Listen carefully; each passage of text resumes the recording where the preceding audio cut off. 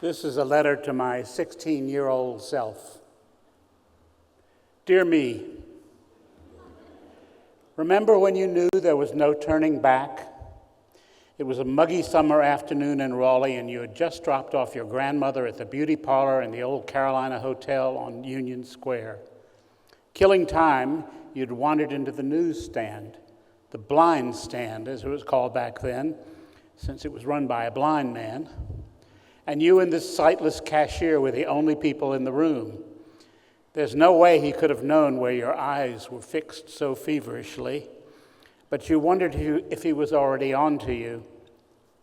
What if his handicap had heightened his other senses?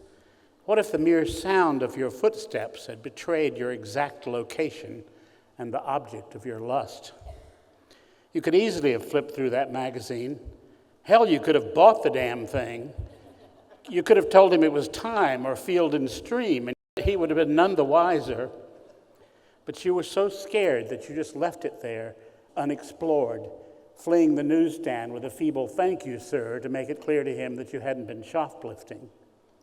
It wasn't until you had reached the safety of your car, your first car, that cherry red VW, that you could let yourself reassemble the image that had so undone you.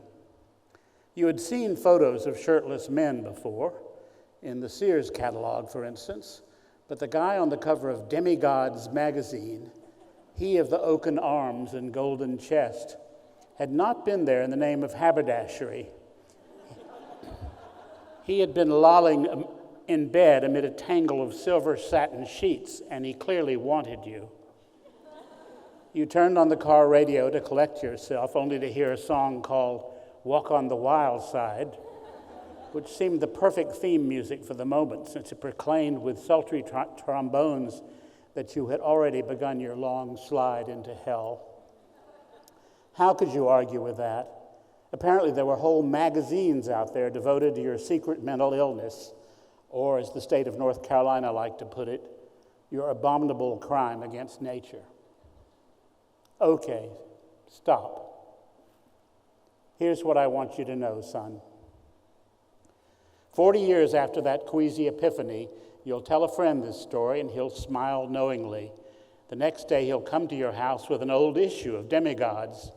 Not just any issue, either the very one. And you'll see that your heartthrob had been just as beautiful as you remembered. The arms, the chest, that rakish curl across his forehead. Though his name, Larry Kuntz, will leave a little something to be desired. As for those silver satin... It's bad taste to laugh at your own jokes.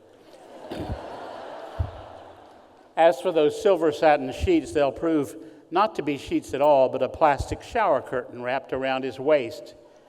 He's not even in bed, in fact. There's a bathtub he's sitting on. Never mind, he's all yours now for as long as you want. But you're wondering, of course, what you'll find inside the magazine. Alas, no more photos of Mr. Kuntz, but lots of other young bucks with names like Troy Saxon and Mike Nificent, decked out in posing straps and sailor caps. You'll also appreciate the page of mail-order gifts, exotic items apparently indispensable to the manly household of 1962, an Indian pith helmet, an antique dealer's handbook, a 21-inch imported Italian peppermill, a musical cigarette box that played "Smoke Gets in Your Eyes."